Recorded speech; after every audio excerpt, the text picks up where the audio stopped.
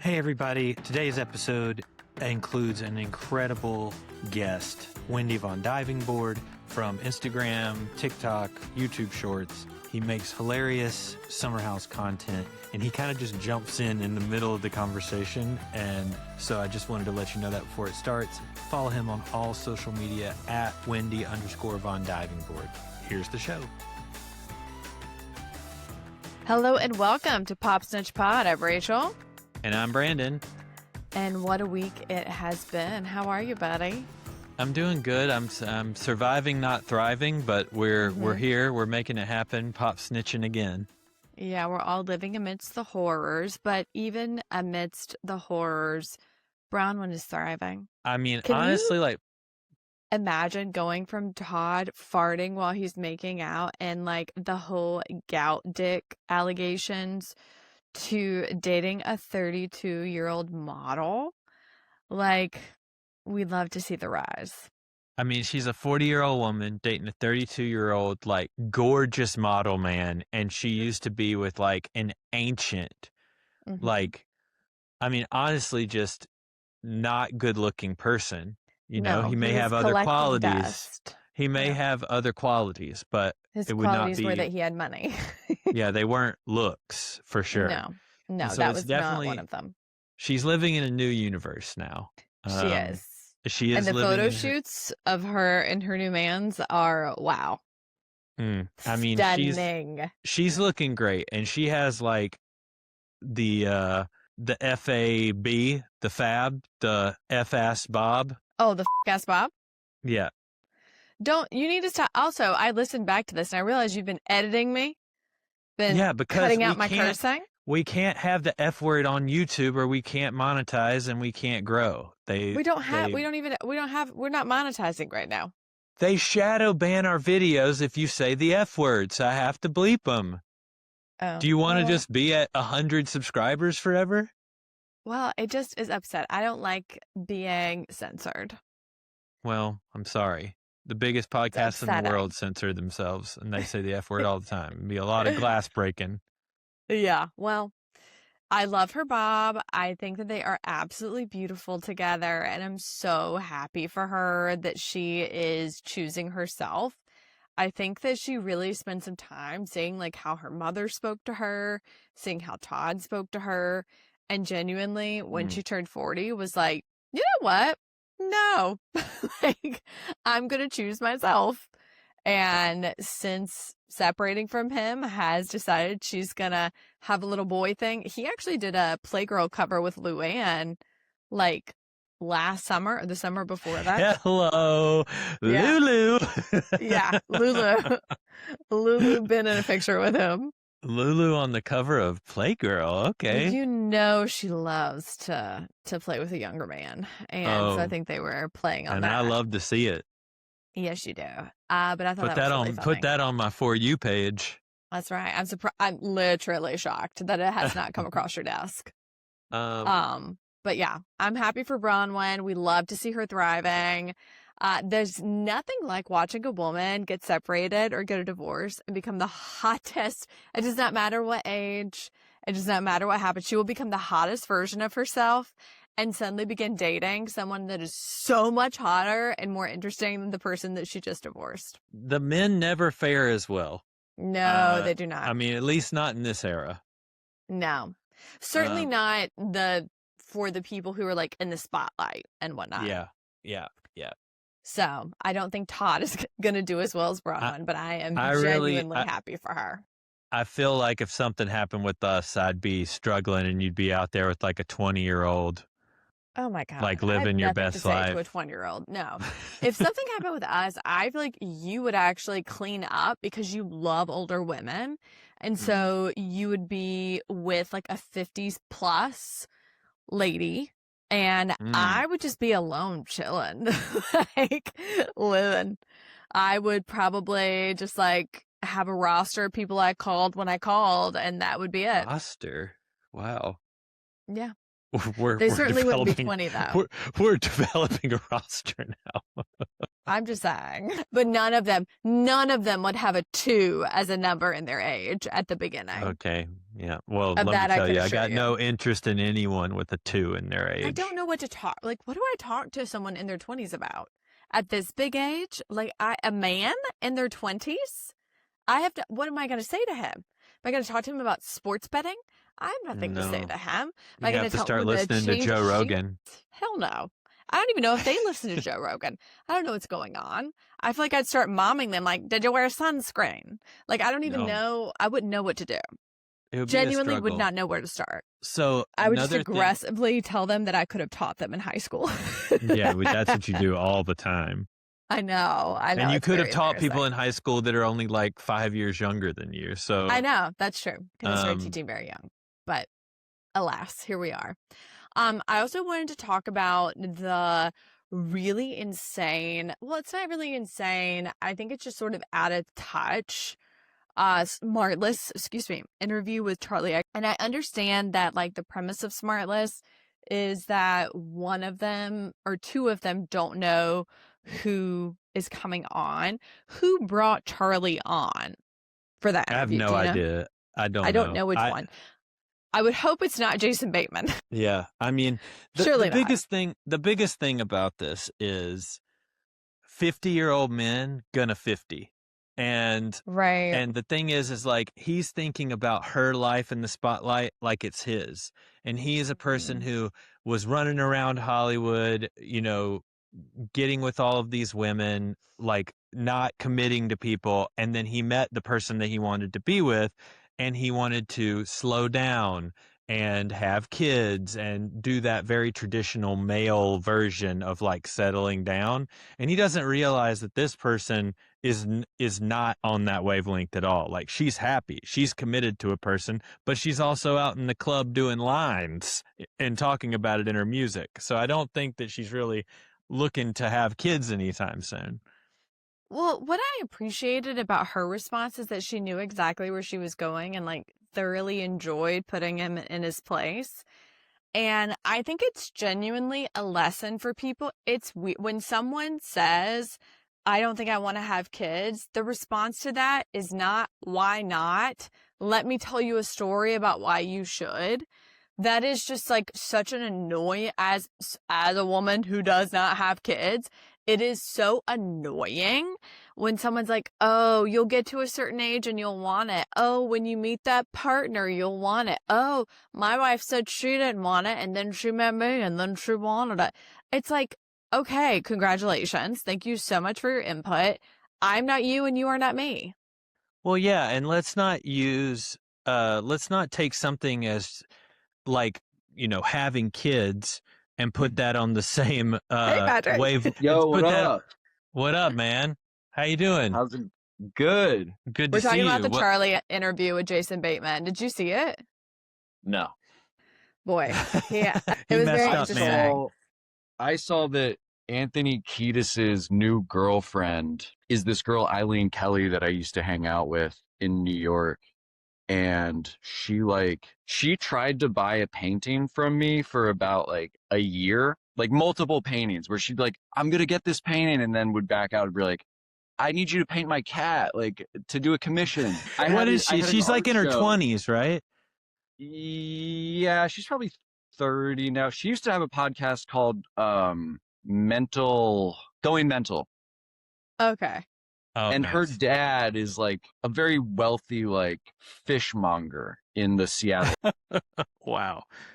The people you and meet. she was dating my friend who's a drummer for like Ariel Pink and like Eve's Tumor, and like he had dated Sky Ferreira before her. And yeah, I just saw that and I was like, oh, they're going to the Charlie XCX party. Like, how great. Like, this person sucks. Like Anthony Kiedis too. Like, they're just awful.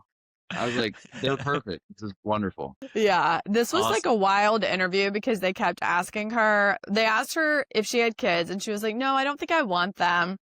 And then the resounding response was like, why? I have kids. I think when you find the right partner, you'll have kids. And she was like, okay, well, I'm married.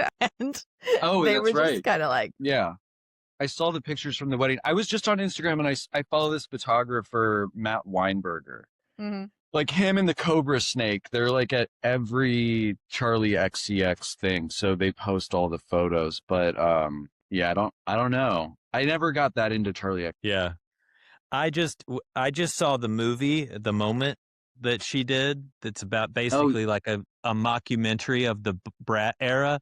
And I'm not even a Charlie fan necessarily. And it was literally one of the most enjoyable theater going experiences of my last year by far. whoa!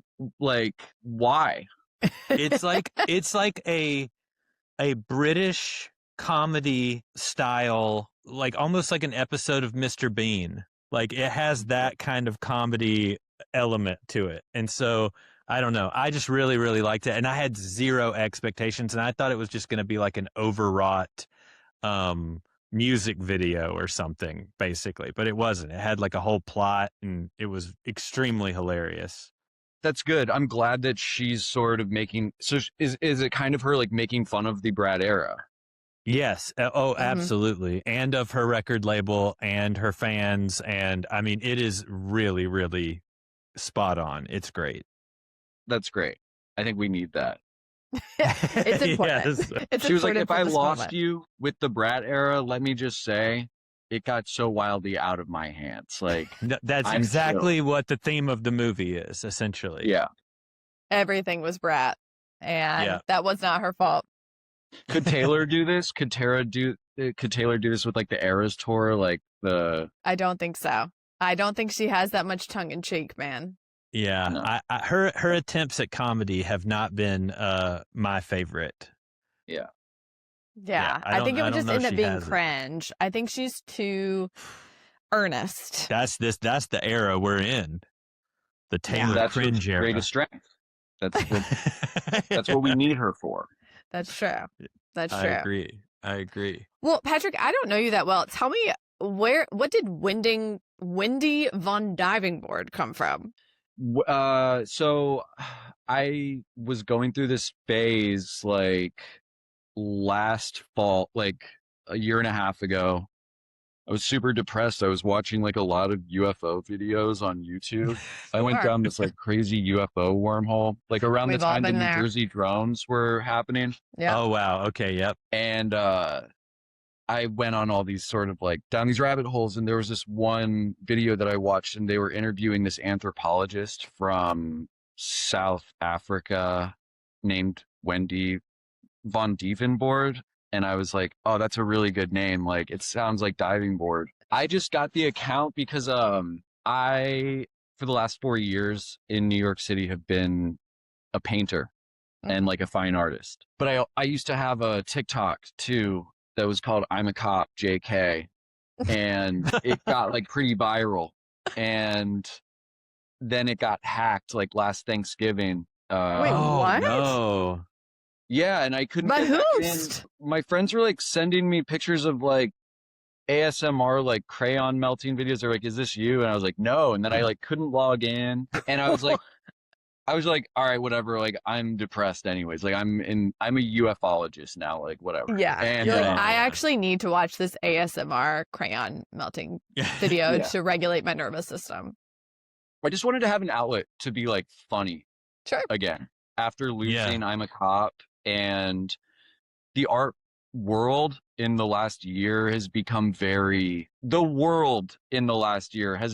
difficult to navigate, and I kind of just wanted like a fresh thing, and it happened to be like hyper niche summer house content. Oh, thank God. We all needed it.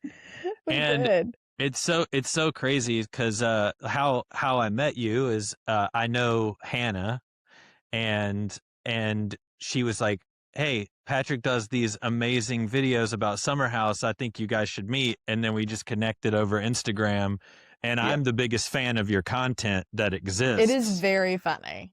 And Oh, yeah. Thank you. I absolutely love it. And I was like, he's got to be our Summer House correspondent. We're huge fans of Summer House. And so I have to ask the straight Andy Cohen, as you have in your bio, how did you get into Summer House? Hannah.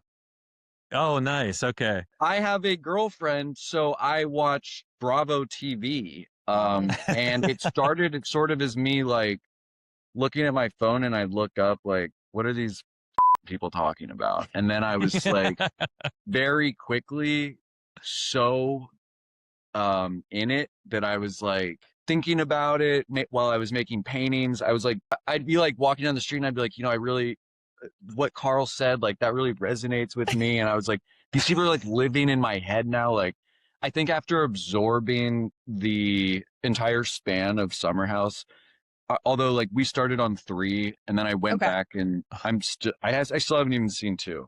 Oh, I was going to ask if you watched those big twins.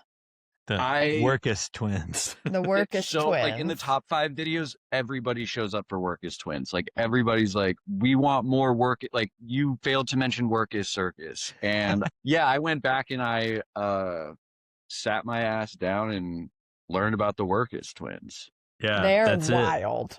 That's it. Yeah. So go ahead, Brandon. I was just gonna say, who are some of your fave Summer House people? Who do you resonate with? Their story, their lore. Who are you connected to? Like the thing about Summer House that sort of drew me in was I was like, these are people I went to high school with. Yeah. I went to like a really big public school in Virginia, and it was sort of like I was a popular kid, and I hung out with, like, my friends were sort of like jock adjacent bros that like to party and probably had like very early developing alcoholism. And we just like, when I watched the show, I was like teleported back to that, where I was like, oh my God, I remember this. And I was fascinated anthropologically with Summer House as like the college era phase never really ended, especially for somebody like Kyle, where I was like, damn, like Kyle's like the frat bro Charlie Sheen, where he is like he's an absolute like motor. Yeah. Like Wes just said in episode 1 of the premiere, which I saw today. But I have such a place in my heart for Kyle. And I'm like, he's this like patriarchal figure of Summer House. And I feel like he birthed it. Like, I feel like he spearheaded it. Like, I feel like it kind of was his idea. Like, from the very brief research that I've done, or the, headline that I saw on a Reddit, like, yeah, I'm just like, shout outs to Kyle, Yeah. Yeah. I mean, I'm what I call a Kyle apologist. I can find any excuse to excuse his behavior. And I mean, maybe that makes me toxic, but like I fully ride for Kyle. Even when he's completely out of line, I'm just like, they pushed him to his absolute limit. I'm like, they went too hard on Kyle. You guys, he's under a lot of pressure. Yeah, he's working with self-inflicted, but he is under a lot of pressure. I'm like, this is the man Amanda loves, okay? Back off. She chose this. She did. Yeah, she did. It is. He absolutely, he is the centerpiece for Summer House. I also think that Summer House is like the gateway drug to Bravo for straight men. Oh, absolutely. I think that if you can get into Summer House, then you can get into Southern Charm. You can get into Southern Hospitality. You can get into Vanderpump Rules. Like, there's a whole universe that Summer House like draws you into. We won't go too far deep into this, but after you take in all of Summer House, you get season 2 watched. Season 1 of Vanderpump Rules is maybe one of the highlights of television ever. In any genre. It is a perfect season of reality TV. And I'm telling you, that show, it's head and shoulders above anything else out there. Like, you will fall in love and hate over and over again with those characters for like 12 seasons. They're amazing. I heard its reputation preceded me watching it. Like, I heard about the Scandival. Yeah. What was that? 2 years ago. That was like all over the place. Oh yeah. I think it was like maybe the last season of second to last season of White Lotus was around the same time. I like and meshing those things together. They are similar. Important cultural markers. Yeah, it's interesting too. Like I love watching. Well, what's interesting because Vanderpump Rules did a crossover with Summer House. That's like how it came to be initially. Right. Exactly. Stassi, episode 1, right there. Yeah. And Kyle being drunk off his ass and telling her that he could see her through her bathing suit, and he thought she looked like Steve Jobs. Yeah. And they were like, we got something here. We're going to keep doing it. Yeah. They're like, this guy is amazing. Sign this team up for more. I have a friend who lives in East Hampton. And so I was like also watching the show beside Hannah, being like, oh, I've been there. Oh, I know where that is. Oh, that's where we do this, or that's when we go to there. And like, that also roped me into it. The spots. Yeah. Okay, so having been to the Hamptons, I don't find it to be like a very young person centric area. So it's so funny, like seeing them go so hard in the Hamptons. Right. It's like going to a Florida retirement community. It's so weird. It is the most bizarre thing. Place. They don't really like branch that far out from just getting blackout drunk and going to overpriced restaurants and clubs. And I'm like, that sounds like a nightmare to me. For sure. And that's why it started in Montauk. Like that's where it initially started, which makes way more sense. And then it moved to the Hamptons. So like when like the first couple seasons, you're like, oh, okay, that makes more sense. And then when you're looking at where they're going in the Hamptons, you're like, what? Why? You could put the premise of the show into a paragraph and it would read to me like a nightmare or horror story. It's like, we're going to leave New York City around 4 p.m. on a Friday and try to drive to Long Island. Number one, that's just absolutely awful. You're going to stay for people who don't live in New York. It bottlenecks into a 1-lane road, and it's a nightmare with traffic. Yeah, that's why they're always complaining about the traffic. And you're going to stay in a share house with literal lunatics and people who have not been to therapy or too much therapy. They've been to therapy, a lot of them. I don't know how good their therapists are, but they've been there. Well, early days. In the original seasons, it's like, all right, they're waking up like 4 a.m. Monday morning, got to go back to the office, haven't slept in 2 days. Yeah.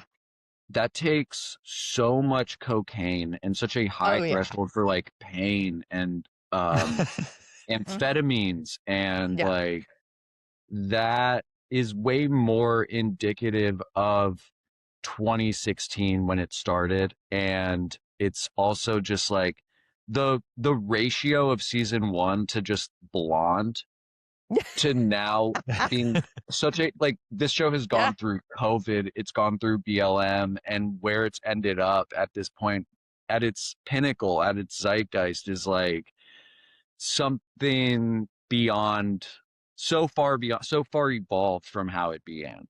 Yeah. I feel like Even it's one of the only Bravo shows that's done that well, that has kind of like evolved with the times as the times have gone instead of like 2 or 3 years behind. Well, and the original cast was able to keep it together without too much scandal to retain their position on the network. Yeah, none of them have so far done anything horrific that has gotten them fired. Right, like they're not in the Epstein files or something. Oh, thank God, yes. Yeah. There are Bravo people who are, though, which is interesting. Yeah, and I'm just fascinated by like the main, like Summer House is the very tip of the iceberg, but it goes like 50,000 miles beneath the surface where I'm like, what is Bravo? What is it really? Yeah, exactly. Truly. So it's, if you dive into, we don't have to go into it here, but if you dive into like Andy Cohen and how he created the Bravo that we know from what it is actually fascinating because it starts with Housewives and figuring that out in like the early 2000s. And then I didn't realize this until we went to BravoCon, but the way that they do it now, because he took a step back from producing all of that. And so now each of the shows has a different production company. So it's not all Bravo. So like Summer House has its own production company, but Southern Charm has a different one. And so the way that they can interact with the press is different based on whatever they sign with these production companies. And that was clear. The production, Yes. how it is produced. I want to see the show that is the camera behind the producers. Yes. Orchestrating Oh my it, gosh. staging everything. I'm so also, fascinated by that. For sure. What I think is also really interesting about the Andy Cohen thing, before we jump right into the episode, is when they merged with Peacock or NBC Universal, they wanted to get rid of Andy Cohen. They thought he was too old, and they thought, oh, we need young people in there. We need this and that. Now they weren't able to get rid of him. And now Bravo is the #1 thing streamed on Peacock. So if they would have gotten rid of him, it would have just been an absolute disaster. Well, now they're afraid because they don't even know who is going to come after him. Like, they keep trying. There is no. Well, they've tried to have these other hosts come in at like BravoCon and do panels and do different things. And when I tell you, they fall flat on their faces. It's wild to watch. Andy has a way of disarming people, but pulling stuff out of them that is innate. And you have to find someone who is good at that. Yeah. And I don't know how to do that. Yeah. Yes, yes. Wendy. We'll put your name in for it. Yeah, we'll write you in. All right, let's talk about the most recent episode. All right, what were your thoughts on the newbies? So, KJ's chill, Australian guy. I give him 1 season. You know, you don't come into Kyle's house and do this and then get invited back. That's my first initial take. Bailey and Levi, you know, we got a Bailey on the last season with Lexi. Like, that girl showed up in the season premiere, and then it was like, what happened to that Bailey? So right. Between Bailey and Levi, I'm liking Levi a lot more. She's like, after the 12-year relationship she just got out of, very wide-eyed and ready to party, and it's gonna be great for the show. Yeah. And what's her name? Bailey crying at dinner. First episode, I'm like, you're gonna be great here, babe. You're gonna do just so good. You're gonna I'm rooting for them. Getting dumped in a sweet green is tough, though. Say what? I said getting dumped in a sweet green is tough, though. That might make me cry too. That was beautiful. I was just like, you can't make this up. You can't write this. This is so wonderful. Well, and her like talking about it and crying about it and then being like, but anyway, guys, I'm like really excited about the summer. Thank you for your question. I was like, I love you. Honestly, they embrace their drama. They're great. Yeah, they're going to be good. The thing is, like, I haven't seen a character in Summer House that I've related to until Bailey, because I feel like I would be the overshare at dinner who began to cry and then was like, but I'm here to party, okay? I'm here and I'll be better. I'll be better as we go. Yeah, you absolutely would. I liked KJ a lot. With like Paige stepping down, I feel like there might be potential for a stronger bond to happen with Amanda, Sierra, and Levi and Bailey. Yeah. That didn't happen with Lexi. Yeah, I assume, based on the fact that they all rode up together too, I have an assumption that the producers probably told them, you're going to have to make some connections with these new girls, because they made like a pretty valiant effort to chat with them and get to know them that they did not make with the new girls last year upon entry. Because I noticed that too.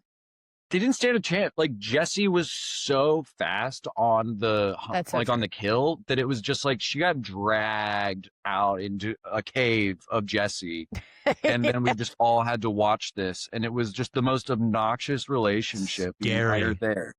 Yeah. It was somehow both boring and titillating, and I hated it and needed to see it. Just was, and by the end of it, I was like, I don't want it.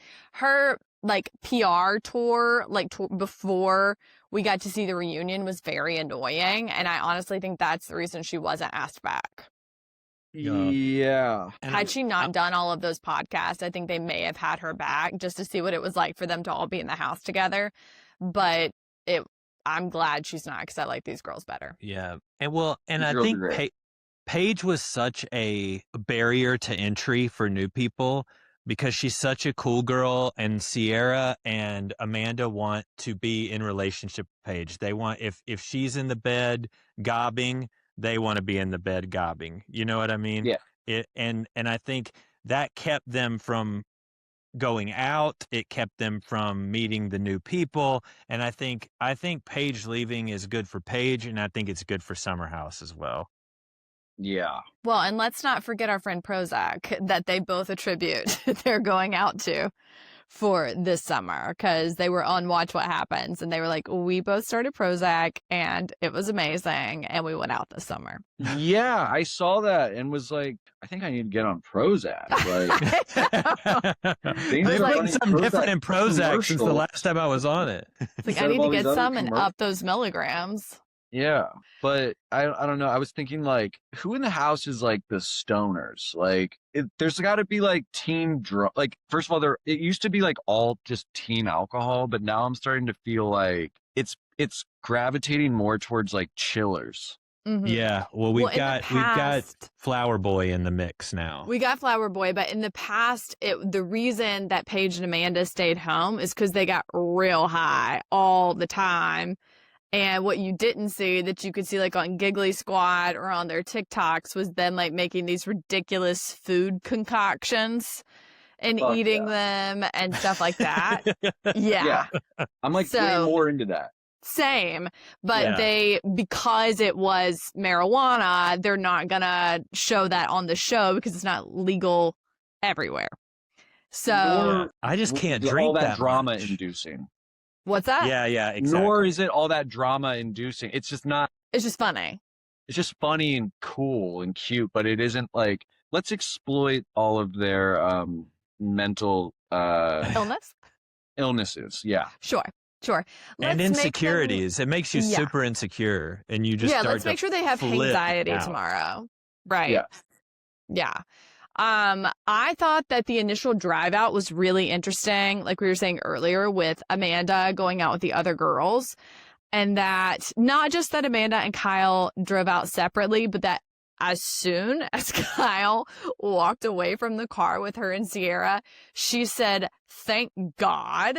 But he seemed to be like distraught about it. And I was like, I've never seen someone so happy to see her husband walk away. I mean, God, I give like the mental fortitude and just determination and willpower that went into that relationship against all odds. Like, it took millions of people commenting on her content or on the internet or on forums or wherever saying divorce him for it to finally like sink in. That's insane. Yeah. Well, and I think they knew it was going to have to be her. You know what I mean? Like, she was going to have to be the one to make the decision. And it just seems to me, if you go back to the reunion from last year, that happens when, Rachel, like a couple of months before the summer. April. Yeah. So like April. So several months before the summer, she was already done with him in that. Well, what reunion. she said was, it's not that I don't want to have kids, it's that I want to have kids with someone who wants to have kids with me. I think that if you look back at their relationship, and you can see this more in season 8, the season where Carl and Lindsay end up splitting up. At the beginning of the season, literally the first episode, he comes in and he's like, Amanda, why don't you want to party with me more? And she's like, you literally ignore me all the time. And then when we get on camera and come here to party, you want me to like hang out with you. And I've just gotten used to not hanging out with you. I used to cry. I used to get upset. I used to pitch fit. Now I don't care. And she said that more explicitly this episode too. But when I watched back at season 8, I was like, oh, wow, she said that there too. And what I know about women is that it takes us way longer to exit a relationship. But by the time we have said something like, I want to break up or let's separate, we are so mentally done. We've been out for a year. We've already planned everything. We've got a new apartment. We've planned out our finances. Like it's not over. It's been over. So I think she's been done for a year, 2 years. She's just been figuring out, how do I get out of Loverboy? How do I do this in the press? How do I do this in the public? Exactly. She's been done. I'm rewatching Mad Men, and Betty Draper. Another example of like, I'll wait. And then suddenly overnight, like boom, boom, boom, boom. And Don's head is just spinning. Like, what was I thinking? What was I doing? How did I not see this coming? Right. And it's insane. And it's like, from the outside looking in, you're like, leave him. Like, what? Like, it should be so simple, or you're not compatible, or like, even Kyle being like, she doesn't take pictures of me. Like, okay, you don't feel seen. Right. It is a compatibility thing. But, you know, regardless of that, the exit strategy it's so much more complicated because your life is being produced. You're being surveilled. You're on a reality television show. So much of it is compromised. Like, when's the best opportune time? When is the right time? Or like, let's get married first, and then it'll be even better when there's a divorce. Like, how far did this need to go? And this happens on the show with every relationship. It's a matter of calling one another's bluff on the escalator of monogamy, where you're just like, if you don't take this next step with me, you're dead to me. If you don't take this step with me, you're dead to me. And it's a kind of a blinking contest, or, you know, calling one another's bluff. And it's like, that's how so many of these relationships got so far, I think. Yeah. The embarrassment of having to end it, having to go public with it, all of that is a factor in it. I mean, but also they pick these people that are so like, this reminds me of how I thought about things in high school or in college. It's very like, first comes love, then comes marriage, then comes a baby and a baby carriage type thing. And it's like, Lindsay's notorious for being like, this is my list in the next year. We're getting this done. And, you know, Paige used to very much be like that, but has recently just grown to like embrace her own personal growth at her own pace, whatever it is. And I think that's what helped Amanda. I think if Paige had not broken up with Craig and endured the stuff from her breakup and left Summer House, that Amanda would not have had. I think she gave her a playbook. Yeah, I think so too. It's also, it goes back to that escalation of the relationships. It's like, it's that summer camp experience. It's like so much happens in that weekend. Like, more relationshiping happens in that one weekend with that interfacing and all of that, like face-to-face time. Like, probably what would happen in 3 months of like going out on 2-hour dates or going out on, you know, little, you know, couple of hours. And so it's like framed as like, we're going to be a famous couple. Like, let's do this. Like, the whole world's watching. Like, we should totally do this. It's a horrible idea. Let's do it. Yeah. Well, and it's where their money, like, they have Loverboy, but I know that they said like a year or two ago that they were trying to sell, but now that entire area is like so flooded with all kinds of like canned alcohol that I don't think it's going to be easy for him to sell. Well, young people don't drink either. I know. The next generations just stop drinking. They're boring. I'm like, God forbid y'all drink and have sex and make mistakes. Like, I'm sorry, we were so much fun, but we still have good skin. So. I think shout out to all right, the whole skin thing. You just sent me on a, all right, go on your journey. But I was just about to make this other point that was so awesome. Well, whatever. I saw I followed this guy, or I don't follow it. It just came up in my feed. There's this dude that's doing like, here's the top 5 most hard drugs to get off of. Here's the top 5 most addictive drugs. And today it was like, here's 3 drugs, the top 3 drugs that do the most, that age you the fastest. It was, like, constantly drinking, amphetamines, and cocaine. And I was like, oh, Carl liked this. And he probably like compared to Kyle, I'm like, if Kyle quit drinking alcohol, would gravity just take over? Like, is it the bloatedness that is keeping him looking so, or how many facials is this guy getting? Like, He looks unbelievable in person. We saw him in person last week, and he looks unbelievable. like great. Oh. You mean like good? Yeah. Yeah. And seeing Carl like it, I was like, damn, like bro's had it rough. Yeah, I think Yeah. Carl also lost a lot of weight rapidly. Like he started running and not necessarily like lifting and eating a lot. And I think that when you stop drinking and you replace that with running He's and gone full skeletal. yeah, I think it really, and then he had like that whole situation with his teeth, like it Yeah. really, really aged him. I completely agree. Yeah. But I still think he's handsome as hell. I love Carl. It's a rugged look. It's just a rugged era for Carl. Yeah. And Yeah. Oh, Totally let's support. talk about the cowboy hat.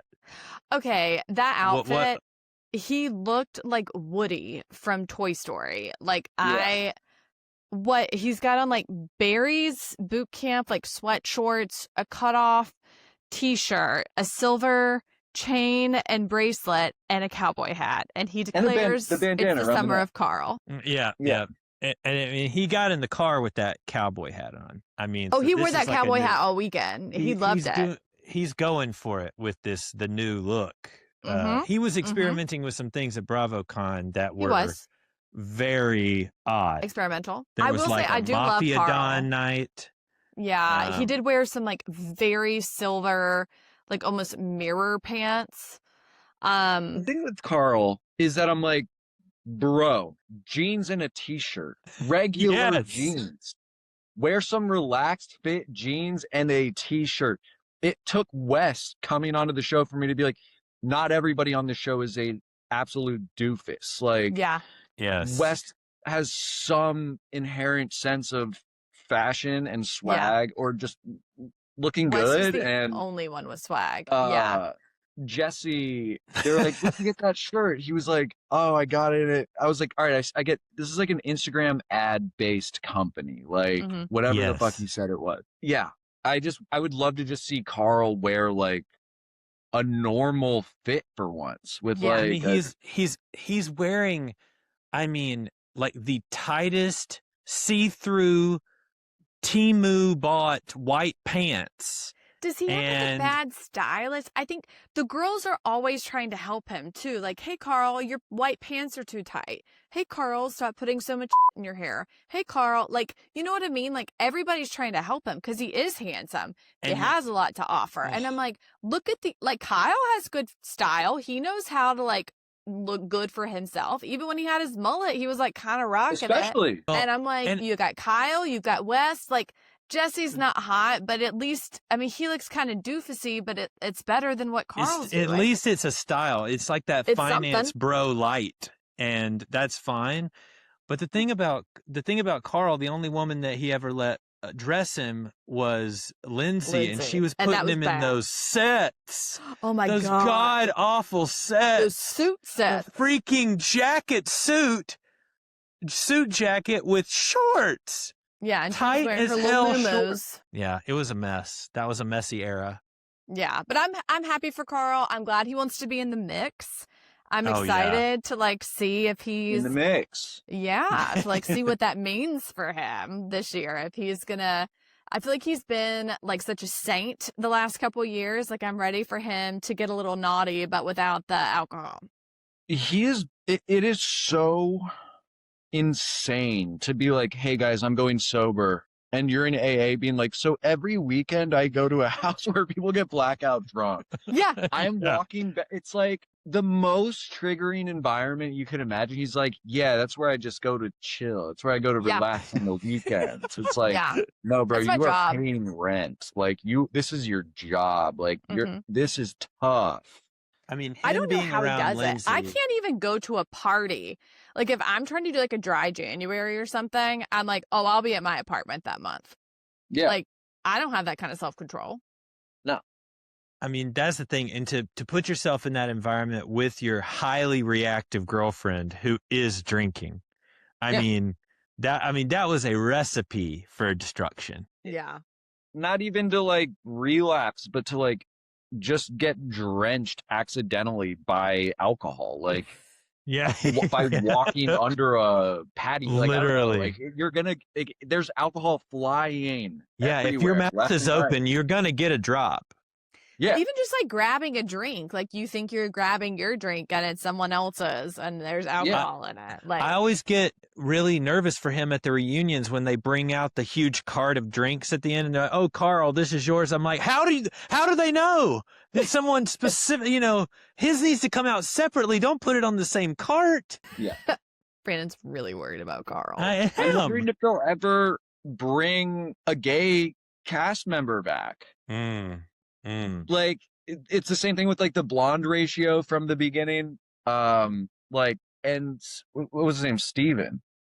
Well, he wasn't openly gay though. No, Jordan was not. Well, Steven was. Oh, Steven was. You're right. I'm openly thinking gay, Jordan. yeah. You're right. Jordan. Yeah. So that's how they phased it out. First, they were like, let's have the openly gay guy. Then let's do the very repressed, closeted gay guy. And then you'll That watches never church see a sermons. gay guy again on That's this true. show. I loved. That's true. I love Steven.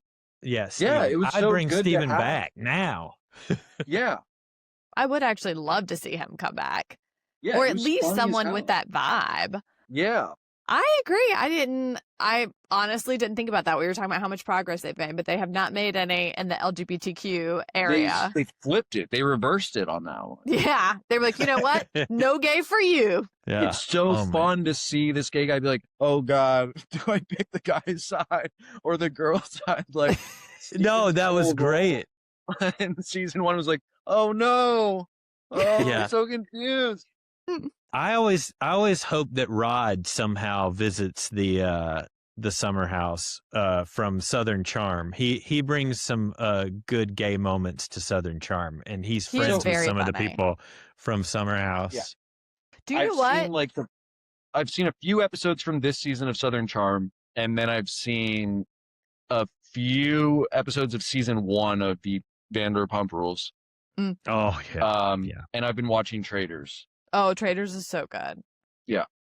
Back to Steven though, I wonder if he was not asked to come back when he revealed that stuff about like him and Carl, because I can't remember. I think Carl talked about that in his book. I haven't read it, but I feel like someone on TikTok or something was talking about it. And I Today wonder- or yesterday I saw this. Yeah. So I'm wondering if that had something to do with it. That very well could be it. And they were like, you know what? We can't have another gay person in there because what if one of the straights does something and it causes a kerfuffle? So Is it in the? So wait, are you alluding to the possibility that Steven Carl? I honestly can't No, remember. it wasn't that. It was that he basically outed that Carl had done something with a guy before. Yeah. Okay. I want to say that Yeah. Carl had like confided in him about Yes, having that's what had it was. a threesome, but it was with him, a guy, and a girl, and he had like messed around with the guy too. I see. Yeah. Yeah. And that And came so- out in season 1. Was it season 1 or season 2? I think I don't know. I haven't seen Steven's two and I only saw the in finished season one. 1. I can't remember. I'll have to go back Yeah. and look. But it's one of but those. still, I feel like that would just be such better reality TV. Like I it's a agree. wild card. It's like, get in there. Yeah. Yeah. What are we thinking about? Where are we at on West and Sierra? What are we thinking about revisiting this? Are we shipping them again? What is he going to have to show us? Where are we at with all of that? So the teaser at the end of this episode 1, I was shocked. I was absolutely rocked to my core at Shaking to your the core. possibility of this rekindling. I was like, oh God, no, don't do this. Mhm. But I'd still be for it. Like, what? I have very little to say bad about West, if at all. He's Yeah. so Same. likable. he's just such a nice guy, and I love Sierra, and I don't know. I know. I love them separately. I actually feel this way about Amanda and Kyle in a lot of ways. Like, I really love them separately. I pause at the idea of, I feel the same way I felt when I saw Sierra putting that weird sunscreen on in her bed, where I was like, what's happening? Okay. Are we doing this? Yeah, let's sidebar for a second, because first she gets on the bed with Jesse with her shoes on, and he's like, what are you doing? What's that? And then she's lathering up in the next bed she's in with this spray foam lotion. Yep. Coming from somebody who has a very long history of having a horribly kept bed. Yep. She a dirty girl. It would not work for me. It would not, like, her and Paige's room with all of the half-drunk cups of water. Oh, gross. I'm telling you, it would send me into an absolute rage if I lived in that house. I'd have a nervous breakdown. I would have an absolute nervous breakdown. That bed in the first season that she was on, it made me gasp. Her putting that on when Carl came in and was like, is that whipped cream? That was my first thought, too. I was like, what in the hell is she putting on her leg? And then when I realized it was sunscreen, I was like, I don't want the smell of sunscreen to be in my apartment. If I have to put it on in my apartment, I will lock myself in my bathroom because I don't want the smell to infiltrate anywhere else. Yeah. No, Get up. Get out of your bed. You have a backyard. Yeah, go in the backyard. Like, it's a gigantic house.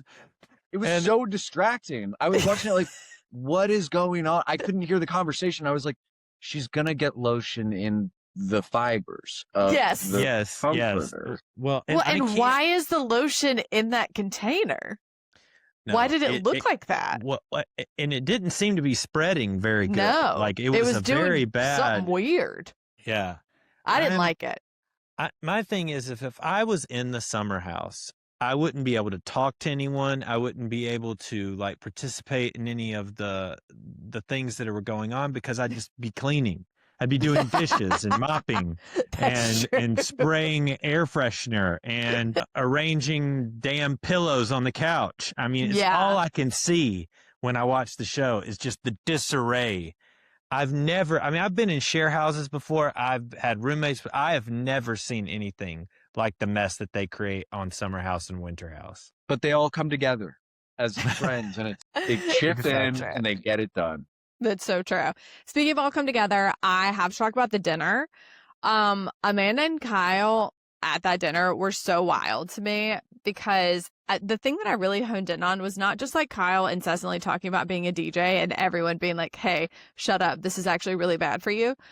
But Amanda saying like, I'm not wearing my wedding ring because Kyle lost his.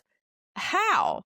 Like for a woman, like we take ours off because it gets caught on stuff because it's like off of the actual band. How does a man lose his wedding ring?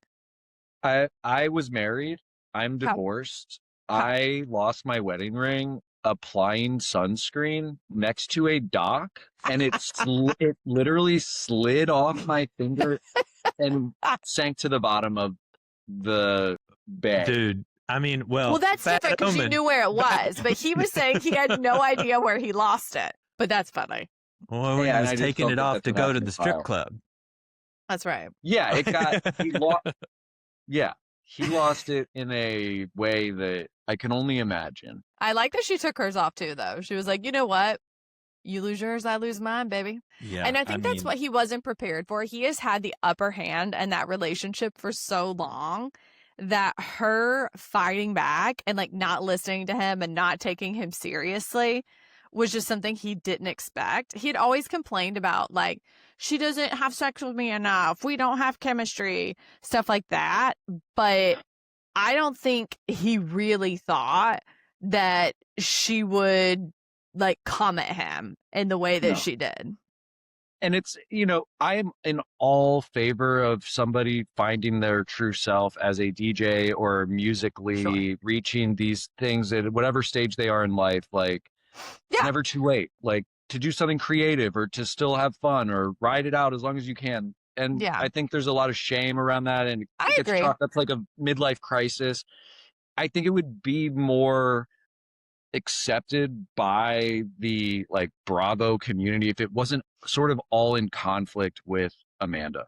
Yeah. Yeah. In Yeah. spite Because of people are Amanda. fine with the older like housewives doing it. Like people are like, oh, good for them, like whatever.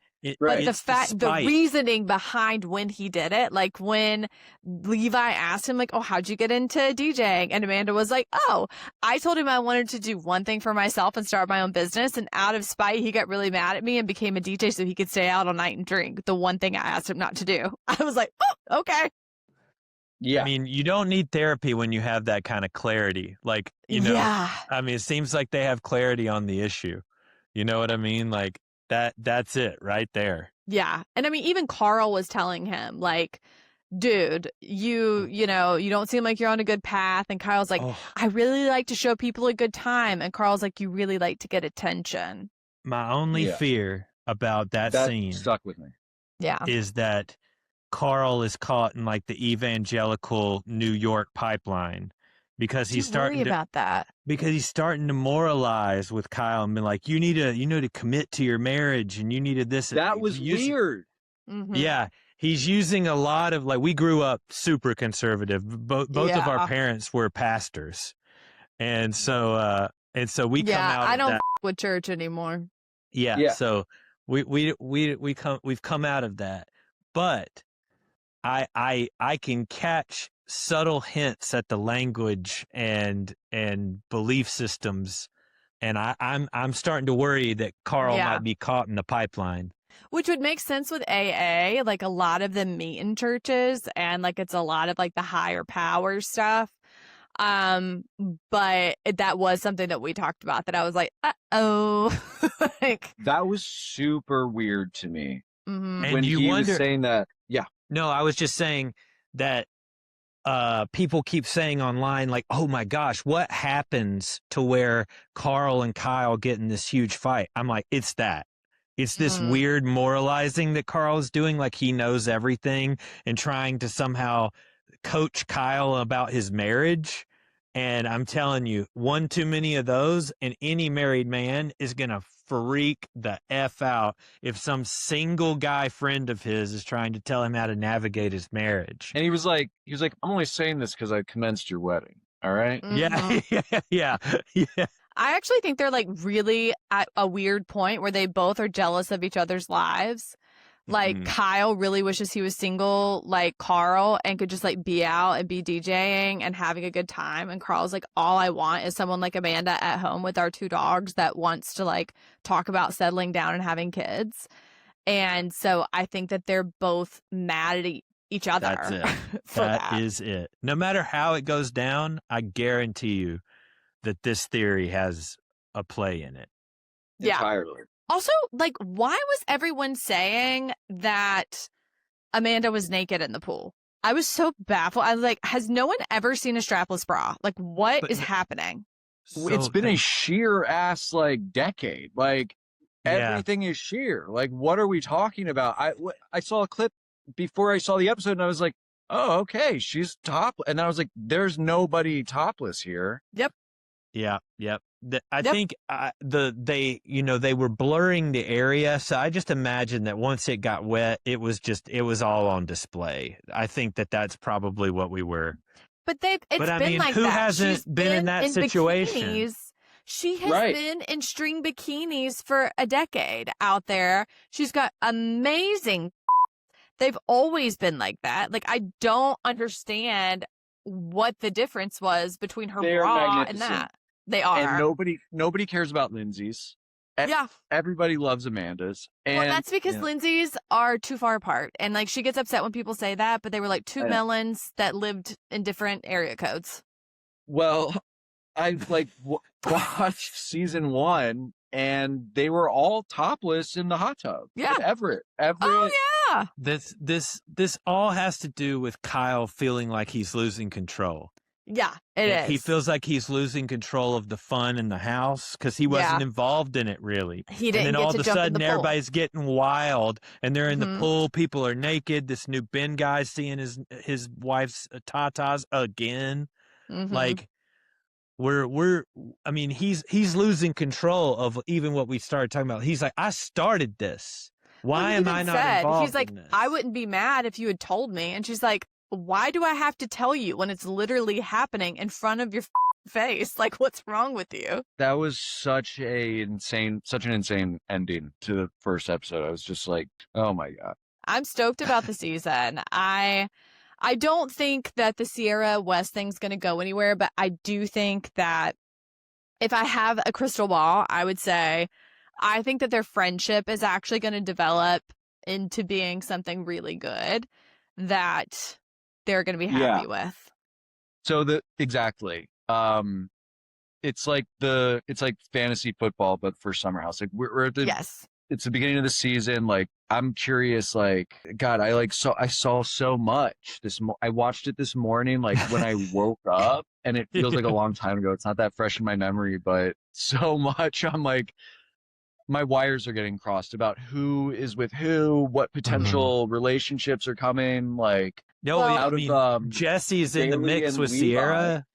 No, he's not. That's bullshit. I think that's editing. I also think this Ben guy with Amanda is like largely editing.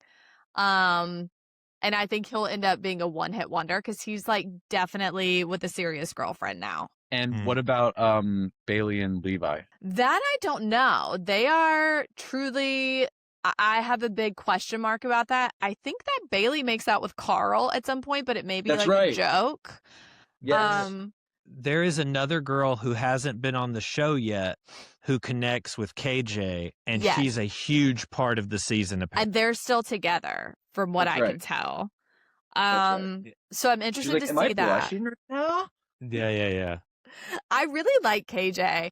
I love that he was like, I have a lot of anxiety. And I love Wes for like checking in on him and being like, is it helpful if people check in on you? I'm like, this is why I can't hate you. I can't You do can't hate it. Wes. Plus, he's like my Such a liberal king. wonderful Like, I love guy. him.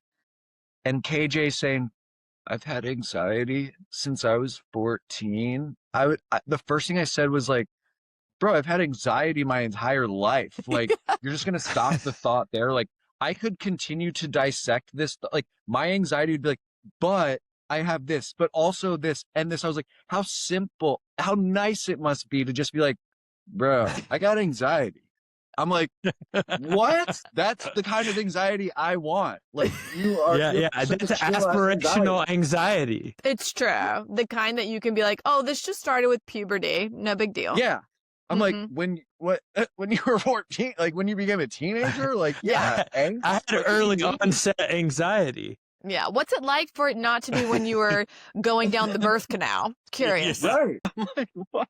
When you have super young religious parents, there's no quicker way to slide into an anxious rage. Yeah. Yeah. Brandon went anxiety and I went rage. And so we met together. Yeah. I grew up Catholic, sort of adjacent. Like, we started going to church late, and it was like a 4 or 5 year window, and then it kind of fizzled out. And in that time period, I was going to like CCD and all that, and was being indoctrinated. Sure. Essentially. Yeah. Sure. How old were you? Like, what was the age range? I think I started going to church around 7 or 8. I was super pissed off about losing Sunday mornings. I was like, I want to be in the creek. Like, this sucks. And then, my dad was raised in a Catholic family. His sister was a nun. They all went to Catholic schools in DC. Wow. Like, Oh, wow. Irish Catholic, like DC natives. And Nice. I think my dad was sort of like, I want to bring that back, I've lost this and it's time for it to reemerge. which makes no sense. Like, my dad is like a stoner. Like, he was a DJ. My father was What? a DJ. Yeah. Wow, you buried the lead with that. And I was watching the show today, and they were like, your dad was a DJ? And I was like, well, mine actually was. Like, I am the son of a DJ. I broke the cycle. You did. Yeah. I'm an artiste. You need to Yeah. just like message Kyle Cooke and be like, just so you know, I'm the son of a DJ and it can happen. Live, brother, Yeah. live. And his father before him was a DJ. Yes, And more before life. him. And before him. And he begat him, begat me. Oh my gracious. Oh my God. So your dad, stoner DJ, was like, you know what I'm missing? Catholicism. There was a lot of mixed signals in my Sure. house growing up. Oh my gosh. Well, Oh boy. before we end, Oh yeah. one thing that we wanted to do is you make these great top 5 lists. Yeah. And so we thought maybe we could help you construct a new one called the top 5 Kyle Cooke freakouts. Okay. And So Kyle's commented now on both top 5 lists that he's in. Really? Nice. Paige liked the actual top 5 women. Amanda and West both follow me now. Nice. I'm kind of getting into a gray area now where I'm I'm speaking directly to these people to some degree. Well, these are not bad ones. These are genuinely funny ones. Yeah. For what and I think they have thick skin. They do. They signed up to be on reality TV. This comes with it. It's all love. So And it's Kyle. He's been doing it for a decade and he really genuinely is a good sport. Yeah. So I have a couple that I wrote down. I think 1, 2, 3, 4, 5, 6, 7. So we have a couple to choose from. So, okay. So one that I think is iconic is him and Paige fighting. Let me paint a picture. It's the year that they're doing the wedding planning and Amanda has left the table crying. Paige is wearing a lime green outfit. And she says, Kyle, you are not the dictator of the table. And Kyle says, I'm dealing with a little more important shit than the rest of y'all because they're talking about the prom. And it's when he's getting sued by all these people for Loverboy. And she goes, I don't even know how she lives with him. But that's when Kyle slams his fist on the table and just leaves. I love a Kyle walkout. It's just beautiful. So I love that one. Another iconic Kyle Paige situation is when he quite literally creates Giggly Squad. I want to say this is season 4. When this is right after he and Amanda have gotten engaged, I want to say, and they're initially talking about venues, and Hannah and Paige are giggling in the corner, and he again slaps the table and is well, aren't we the Giggly Squad over there? I'm trying to have a conversation, and gets really upset, and it becomes a whole thing the entire night. We all know what number 1 is, but we'll get there. Okay. We all know what it's the most iconic. Would you where he becomes a DJ? Maybe. I don't know. I'm curious to see where you're going with this. Okay. Did you start at 7? I didn't have it, and this is not numbered. Oh, okay. I got it. These are just you can put them in These any are number just you want. freakouts. Yeah. Okay. So then I do have the one of Kyle getting mad at Amanda when she wants to do something other than Loverboy. And then screaming that he wants to be a DJ, because I do think that's a really iconic one. Because that one includes him. I mean, he crashes out. He goes to the car. He cries. He screams. He calls her. He comes back out, and that's when he tells Danielle, screaming, she wants to do that. Fine, I want to be a DJ. Yeah. And that's Danielle's how always a witness to a lot of these freakouts. Well, that's because Danielle's a boys' girl. She's not borderline causing them. She is so lower. There's a whole lower tier of these cast members. Gabby, Danielle are the 2 little henchmen of Lindsay. Yep. And I've grown to accept Lindsay with an open heart. But the dark sorcery that was happening and how Danielle almost escaped it, I'm just and then just went running right back. If you've ever watched Winter House season 3 is the biggest crash out for Danielle I've ever seen anybody have on TV. Yeah, it's bad. It's if you thought the crash out of Danielle at their engagement party was bad, you've seen nothing. Yeah, because the one where the glass gets broken? No, that's that different. was part of Summer House. I get them mixed up because I was watching the Winter House in order of the Summer Houses, which is smart. Yeah. Yes. So this is when you go from the Carl and Lindsay engagement where she crashes out from not being a part of it, and then she and Robert break up, and then she goes into Winter House. And she's trying to sleep with all of these guys, and it's a mess. She's acting psychotic. So what was the one you were thinking about? Summer's supposed to be fun. Yeah. That's the number 1. Yes. 100%. Yeah. Summer should be fun. Amanda, not fun. Not fun. Yeah. for sure. And another one is you like to control women. Yeah, the Luke one. Yeah. Yes, I have that one That's too. a great one. My favorite of all time is when people who are actual Get their way, it makes me sick. sick. It's when he's mad at Lindsay because she and Danielle have said that Amanda isn't trustworthy. It's a good one. Yes. So is that 6 now that we're on? Yeah. We've done. All right. So what's the last one you got? The other one was Kyle crying on an island. This one's like very low key, but it's when Hannah Berner was still there.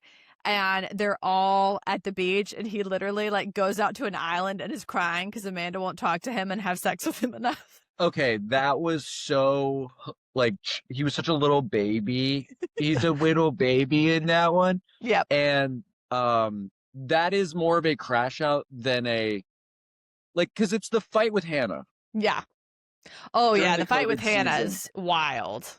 Is like that's just painful. Mhm. It's sad because it's like we're watching Hannah just fall apart. Disintegrate. When she came into the show, I was like, here's such a grounded person. Mhm. Out of all of these cornballs, here's somebody who I think is actually smart, funny, and like Mhm. down to earth. And was like trying to do something with her career. Yeah. And then she meets Luke and he just slowly chips away at her sanity Yeah. and will not leave her alone. And just like by the end of it, now we're in the COVID season and it leads to a point where it's like, you know, if Luke was the one slowly chipping away, like Kyle was just the sniper that did the final thing. Like Yeah. it was just the straw that broke the camel's back and just took her out. And people are like, you know, oh, I'm excited to see Amanda and Hannah get back to being friends now that Kyle's out of the picture because it's Kyle's fault that Hannah left the show. Mm-hmm. Right. Well, there's so much to that, and it's interesting because Kyle really went at Amanda's two best friends, which were Hannah and Paige, because Hannah did a brand endorsement with Truly, and that made Kyle like lose his mind, and that was like I want to say in between the season and the reunion before she got fired, and then obviously the stuff with Craig and Loverboy was like a huge part of that season, and that he was like trying to cause a wedge between Amanda and Paige with that because of Loverboy. And I don't even think it was intentional that he was trying to do that, but it like did. And the fact that he didn't think about the fact that those were her two best friends and that she had already lost Hannah completely was wild. Okay, so out of those crash outs, the top five Kyle Cooke crash outs of Summer House. All right. Yeah, so starting at number 1. Summer's supposed to be fun. Yeah. Right. 100%. Definitely. Number 2, I don't know. Maybe Dictator it's like, at the table? whenever I make these lists, I'm like, all right, number 5 just has to hook people, and number 1 just is either going to be a total joke or very sincere. So I'm just sort of like designing content as much as I am spitting facts, but it's kind of a blend of both. Okay. Yeah. Yeah. Well, then, do you want to start from 5? For 5, I would either do Giggly Squad or Dictator at the table. I was going to say Dictator at the table, but to hook people, I think it should be the Giggly Squad. I agree. The crazy thing is, out of all the cast members of Season House, Hannah Berner has the largest online presence. Oh, for sure. For sure. Hannah and knew she about... will appreciate this particular type of video, including her. Yeah. And my girlfriend Hannah knew about Hannah Berner before, and then Giggly Squad, and then Summer House. Right. Wow. Okay. Nice. Yeah. That's awesome. I had like the inverse thing, but yes, I agree. I think you start with Giggly Squad, and then you could do Dictator at the dinner table, I think. And then it's like the juiciest ones after that are like the Luke one, and then I think him on an island crying is very funny. Yeah, that's great. And that's a true and crash. I think that's out. it's like a good light one, and it's funny and sweet and it's just deprecating by Yeah. us. Yes. It's a nice little drag. Yeah. Yeah. I like it. And then Summer I like Should Be it. Fun is like perfect. Yeah. Without any further ado, number one. Yeah. Well, we're gonna have to have you back for like the reunion or something. This has been great. Yes. Thank you so After much the for finale, coming we'll on. have to see and, if our predictions came true. Yeah. Get your summer house fantasy parlays down. God knows you can Yeah. bet on anything these days. We can create a parlay. Yeah. Fantasy summer house. Like, There we hedge go. your bets. My God, are Right, we gonna right. be rich? Yeah.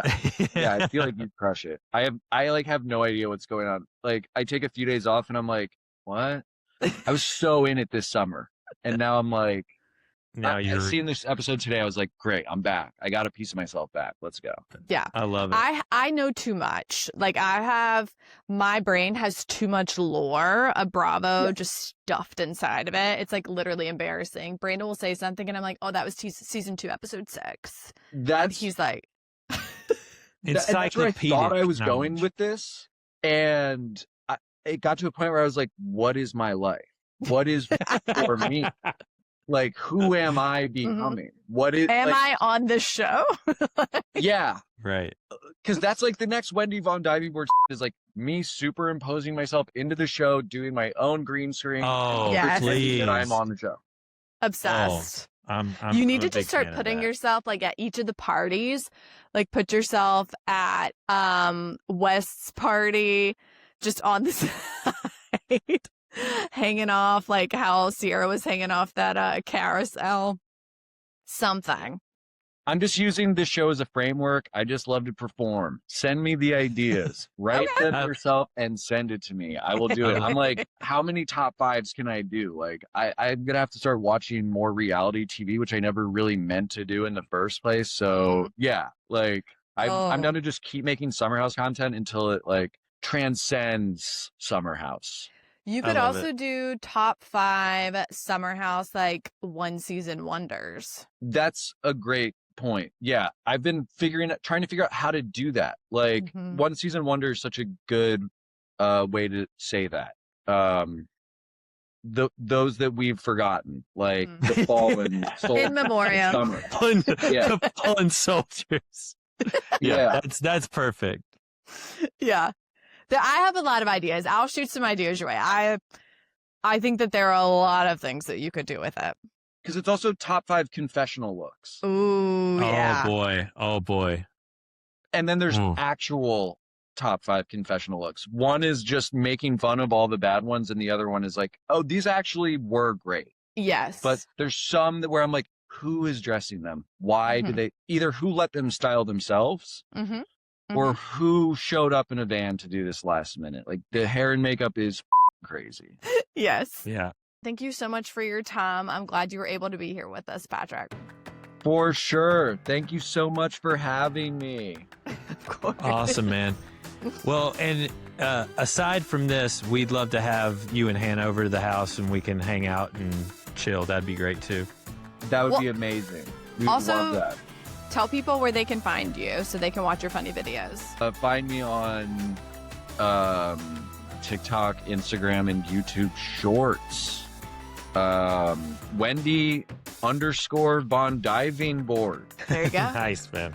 Find them, and we'll make sure that we tag you in all of our stuff for this.